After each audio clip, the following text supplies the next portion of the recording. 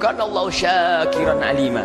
Ketahuilah, jika engkau sudah benar-benar menjalankan perintah Allah, petunjuk Allah yang ada di dalam Al-Quran atau melalui lidah Rasulullah yang dijelaskan oleh para ulama, maka Allah syakiran alima. Allah itu berterima kasih.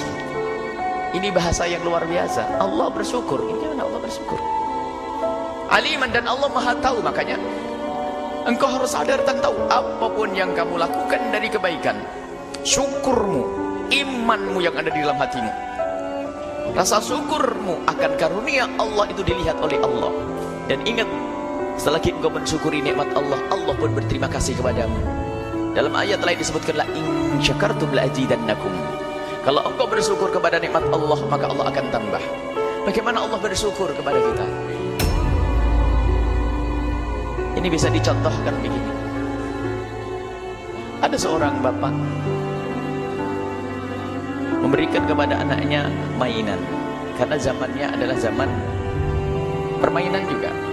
Dan memang anak kecil adalah saatnya saat untuk bermain, bukan selalu belajar. Cuman sang bapak ini punya undang-undang, anakku, dan seorang bapak, seorang pendidik yang baik, kalau anak tidak diberi kesempatan bermain, makanya nanti di saat harus serius pasti bermain-main. Maka diberi kesempatan bermain secara khusus, diberikan alat untuk bermain, mainan apa saja. Dan bukan sesuatu yang salah memberikan mainan untuk anak-anak kita, asalkan tidak bertentangan dengan kaidah-kaidah syariah, tidak melanggar waktu yang menjadikan dia meninggalkan kewajiban atau pendidikan. Kemudian juga tidak bertentangan dengan urusan ekonomi kita.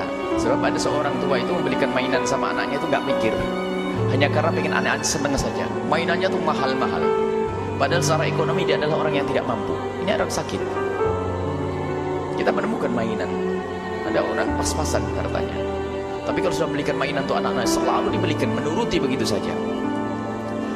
Baik, ini satu contoh. Seorang bapak memberikan mainan kepada anaknya, tapi dengan catatan, nak, mainan ini tidak boleh kamu bawa saat belajar. Kamu harus benar-benar main pada waktunya. Aku beri kesempatan kamu main, setelah belajar kamu main. Ada jam-jamnya. Rupanya sang anak ini terpacu semangat, belajarnya semakin semangat. Kalau menghafal juga menghafal biar cepat selesai, setelah itu bisa cepat bisa main. Jadi tepat.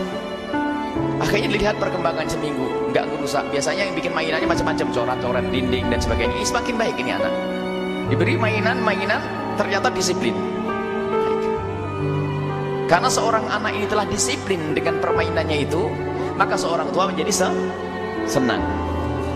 Setelah seorang tua senang, ternyata sang orang tua itu setelah sebulan kemudian memberikan hadiah lagi, mainan kepada anak, karena anak itu telah patuh sesuai dengan undang-undang bapaknya.